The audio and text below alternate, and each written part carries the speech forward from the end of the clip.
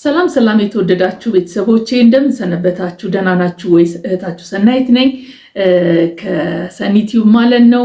ትንሽ ጠፍቼ ነበር። የተለያዩ ቻሌንጆች አጋጥመውኝ ነበረ። ሆስፒታል የተኙ እህቶቼ ነበሩ።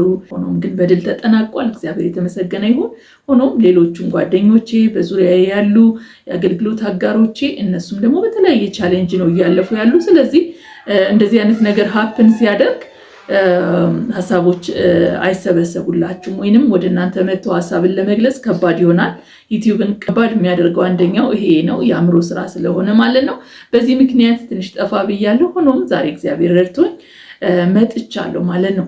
ባለፈው ታስታውሱ እንደሆነ በሰዎች እንድንባረክ እንዴት ማስተዋል እንዳለብን የሚረዳ ቪዲዮ፣ ያሉንን ሰዎች ደግሞ በአግባቡ እንዴት መያዝ እንዳለብን በመረዳት ህይወታችንን መምራት እንዳለብን የሚጠቁም ቪዲዮ ለእናንተ አድርሼ ነበረ። ብዙዎቻችሁ አይታችሁታል። ያላያችሁ ደግሞ ሄዳችሁ ያንን ቪዲዮ እንድታዩ አሳስባችኋለሁ፣ ሪኮሜንድ አደርጋለሁ። ስለዚህ በዛ ቪዲዮ ላይ ለመሆኑ እሺ ሰዎችን አያያዛችን በዚህ መንገድ እናድርግ፣ ነገር ግን ሰዎች ከህይወታችን ደግሞ እኛ በማናውቀው መንገድ ወይንም አውቀነውም ሊሆን ይችላል ሲሸሹን ምን እናድርግ የሚለው የብዙዎቻችን ጥያቄ ይመስለኛል። በዚህ ዘመን በተለይ ሰው ሊሸሸን ይችላል፣ በተለያየ መንገድ ሊሸሸን ይችላል። ስለዚህ እነዚህ ነገሮች በህይወታችን ሀፕን በሚያደርጉ ጊዜ ምን እናድርግ የሚለውን ሀሳብ እንደማመጣላችሁ ቃል ገብቼ ነበር። ዛሬ ይህንን ሀሳብ ነው እንግዲህ ይዤ የመጣሁት። ለብዙዎች ሼር አድርጉት። ይህንን ቪዲዮ አይታችሁ ከጠቀማችሁ ሼር አድርጉላቸው። እንደዚሁም ደግሞ ቤተሰብ ያልሆናችሁ ሰብስክራይብ አድርጉ እባካችሁ። ቤተሰብ በመሆን ሌሎች እንደዚህ አይነት ጠቃሚ ሀሳቦች ሲመጡ እንዲደርሳችሁ እንደዛ ሰብስክራይብ አድርጉና ፋሚሊ ሁኑ ማለት ነው። እንግዲህ ዛሬ ሰዎች ሲርቁን ልናደርግ የምንችላቸው በጣም ብዙ ነገሮች ልናደርግ እንችላለን። ግን ጨምቀን ከዛ ውስጥ ሁሉ ጥቂት ያልኳቸውን 3 ነጥቦች እንደገና ይዤ ወደ እናንተ መጥቻለሁ ማለት ነው። ይሄ ዘመን በጣም ፍቅር በቀላሉ የሚጎዳበት ዘመን ነው። ሰዎች ለፍቅር ለሪሌሽንሽፕ በጣም ዋጋ ከፍለው ብዙ ዓመታት የገነቡትን በአንድ ቀን በሰከንድ በመቀያየምና በግጭት ሚስ ሊያደርጉት የሚችሉበት በጣም ስስ የሆነበት ዘመን ነው። ሰው ልቡ ስስ የሆነበት ዘመን ነው። ስለዚህ በጣም በጥንቃቄ ሰዎቻችን እንዳናጣ፣ ያሉንን በዙሪያችን ያሉን ሰዎች እንዳናጣ መጠንቀቅ አለብን። ምክንያቱም የብዙዎቻችን የስኬት ምንጮች በዙሪያችን ያለ ነገር ነው። ምክንያቱም ተፈተን ካልሰራን፣ ደስተኛ ሆነን ካልሰራን ምናልባት ስኬት የምንለው ነገር መከናወን የምንለው ነገር ሁሉ አፌክት ሊደረግ ይችላል። ይሄ ደግሞ አፌክት ከሚደረግበት መንገድ ደግሞ ትልቁን ሚና የሚጫወተው ከሰዎች ጋር ያለን ግንኙነት ነው። እኛ ሰዎች ማህበራዊ ህይወት በጣም ያለን፣ በዙሪያችን ብዙ ፋሚሊዎች ያሉን። ስለዚህ በተቻለን መጠን የእኛንም ጤና ከሚጠብቅልን ነገር አንዱ ከሰዎች ጋር ባለን ነገር ሁሉ በሰላም መኖርን መምረጥ ነው። እንግዲህ የእግዚአብሔር ቃልም ፍቅርን በሰላም ከመኖር ባሻገር ፍቅርን ተከታተሉት የሚል ቃል አለ። በጣም የሚገርመኝ በቃ ተከታተሉት፣ ሆን ብላችሁ ተከታተሉት ነው ይሄ ባጭሩ ቃሉ የሚለው። ይሄ ምንድን ነው? ምናልባት ዋጋ መክፈልንም የሚያመላክት ይመስለኛልና የራስን ነገር ብቻ የራስን ፍላጎት ብቻ ሳይሆን የራስን ነገር እየተው መዘርጋት ያስፈልጋል ማለት ነው። ስለዚህ ይህንን ነገር ማድረግ ይጠበቅብናል። ግን ባጭሩ 3 ነገሮች ሰዎች ሲሸሹን የምናስተውላቸውና ልንሰራባቸው የምንችላቸው 3 ነጥቦች አሉ ማለት ነው ዛሬ የተዘጋጀውባቸው። አንደኛው ሰዎች ለምን ራቁን ብለን መጠየቅና የራቁበትን ምክንያት ማወቅ ነው። ምክንያቱን ማወቃችን በጣም ለብዙ ነገር ይጠቅመናል።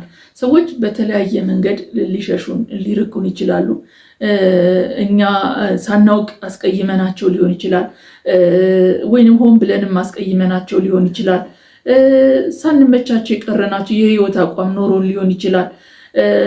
ከነሱ ጋር የሚሄድ ማንነት ሳይኖረን ቀርቶ ሊሆን ይችላል። በተለያየ መንገድ ሰዎች ከኛ ህይወት ቀስ እያሉ ወይንም ደግሞ በአንድ ጊዜ ሊለዩን ይችላሉ። ሆኖም ግን ምክንያቱን ማወቅ አንደኛ ሌሎች ሪሌሽንሽፖቻችን ላይ እንድንጠነቀቅ ያደርጋል። ሁለተኛ ደግሞ ዋናውና ሁለተኛው ደግሞ ይሄ ቀድሞ የተገነባው ግንኙነት፣ ወዳጃምነት፣ ጓደኝነት ምናልባት ለመጠገን ለመታደስ እድል ሊሰጥ ይችላል ማለት ነው። ለይቅርታ እድል ሊሰጥ ይችላል። ስለዚህ እዚህ ነገር ላይ ቆም ብለን ምክንያቱን ማጥናት በጣም ተገቢ ይሆናል ማለት ነው። ስለዚህ ምክንያቱን ባወቅን ጊዜ ሁለት ነገሮችን ልናድን እንችላለን። በዋናነት አንደኛው ከተወቃሽነት እንድናለን። እኛ ውስጣችን፣ ህሊናችን፣ ልጆቻችን፣ ቤተሰባችን እንዳይወቅሰን ሊሆን ይችላል ማለት ነው። ሁለተኛው ደግሞ ከባለዕዳነት ነፃ እንሆናለን ማለት ነው። እንግዲህ ይህንን ካወቅን በኋላ ሁለተኛው በጣም ልናውቅ የሚገባን ወይንም ደግሞ የተረዳነው ነገር ሰዎች የሸሹን በህይወት አቋማችን ከሆነ ይህን ነገር አስጠብቀን መቀጠል አለብን ማለት ነው። እኛ ሰዎች የተለያየ የህይወት አቋም፣ የተለያየ የህይወት ማንነት ሊኖረን ይችላል። ስለዚህ ያ ማንነታችን ግን በልዩነት ከሰዎች ጋር በአንድነት ፍሎ እናደርጋለን።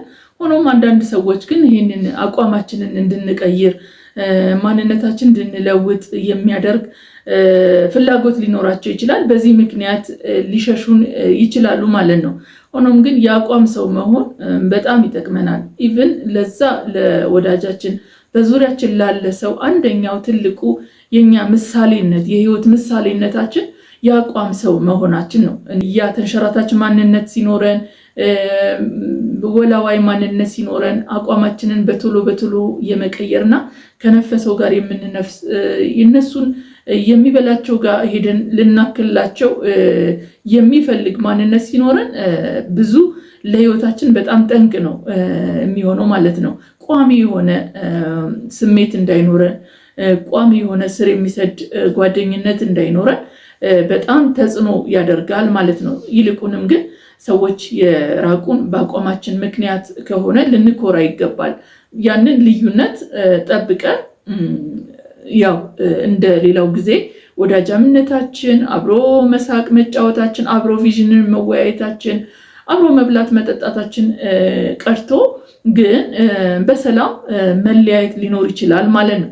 ስለዚህ ሰዎች የሸሹን የራቁን በህይወት አቋማችን ከሆነ አቋማችን ደግሞ ሪዝነብል ከሆነ እዛ ላይ ፎከስ ማድረጉ ጥሩ ነው። ለሰዎች ብለን አቋማችንን እንዳንቀይር ደግሞ ለሰዎች ብለን ደግሞ አቋማችንን ደግሞ እንዳንለውጥ በጣም ይረዳናል። ይሄ ኮንፊደንስ በጣም ያመጣልናል ማለት ነው።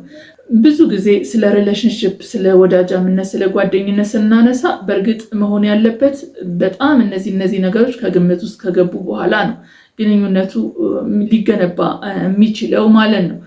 ነገር ግን አንዳንድ ጊዜ እነዚህ የህይወት አቋሞች ልዩነቶች እንዳሉ ሆነ ጓደኝነቱ ሊቀድም ይችላል በተለያየ ምክንያት ማለት ነው። ስለዚህ አንዳንድ ጊዜ ሰዎች የተለያየ ኢንተረስት ሲነካባቸው በተለያየ መንገድ ግጭቶች ሲመጡ እነዚህ ነገሮች እንድንለቅ ፑሽ ሊያደርጉን ይችላሉ በተለያየ መንገድ። ስለዚህ ጥሩ ነገር የሚሆነው ግንኙነቱ እነዚህ ነገሮች ልዩነቶቻችን ላይ የሰራ ጥሩ ፋውንዴሽን ላይ እንዲመሰረት ጊዜ ቢሰጠውና ማስተዋል ቢኖረው ጥሩ ነው። እሱ ለቀጣይ ወዳጆቻችንን እንዳናጣ የራሱን ትልቅ አስተዋጽኦ አለው። ሆኖም ቅድም እንዳልኩት እነዚህ ነገሮች ሁልጊዜ ላይ ሆኑ ይችላሉ። ጓደኝነቱን ሊቀድም ይችላል። በሌላ መንገድ ደግሞ በማንነት በተለያየ መንገድ ሰዎች መቧደን የለባቸውም ከሚሉት ነኝ። ቡድንተኝነት ብዙ ጊዜ ብዙ ቫሉለስ ነው እና እነዚህ ነገር ላይ በጣም ጥንቃቄ ልናደርግ የምንችልባቸው ነጥቦች ናቸው ማለት ነው።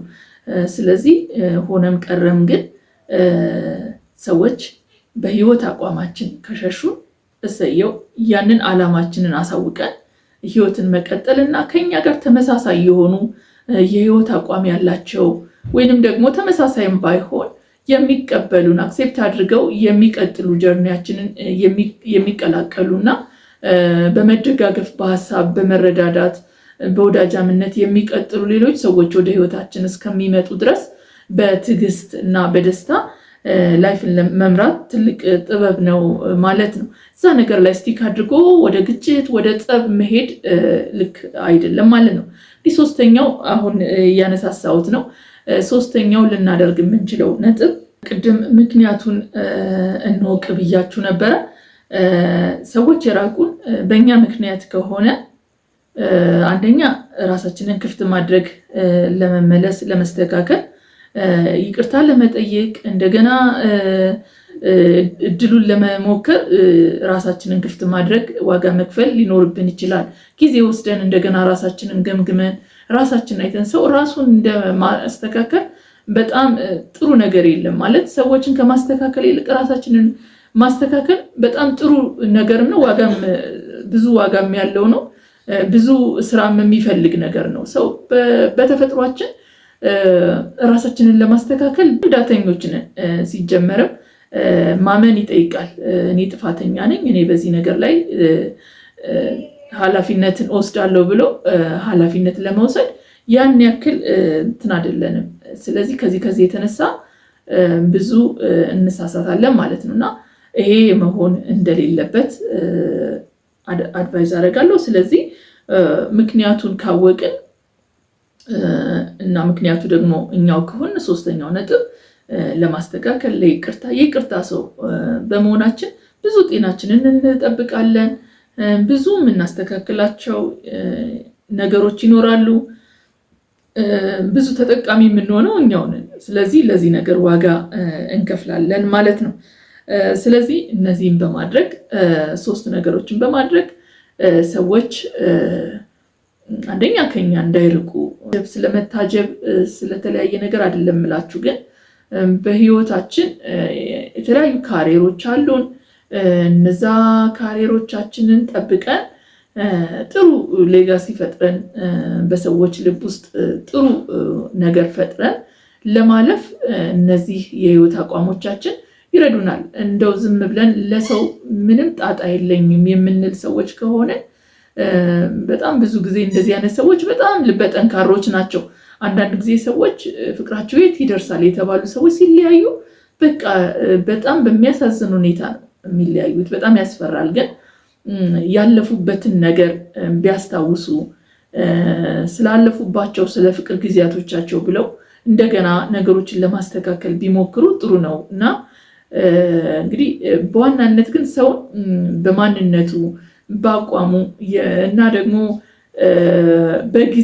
በጊዜ ምክንያት በሚያልፉበት ቻሌንጅ ምክንያት ሰዎችን የምንርቅ ሰዎች ልናስተካክል ይገባል ማለት ነው።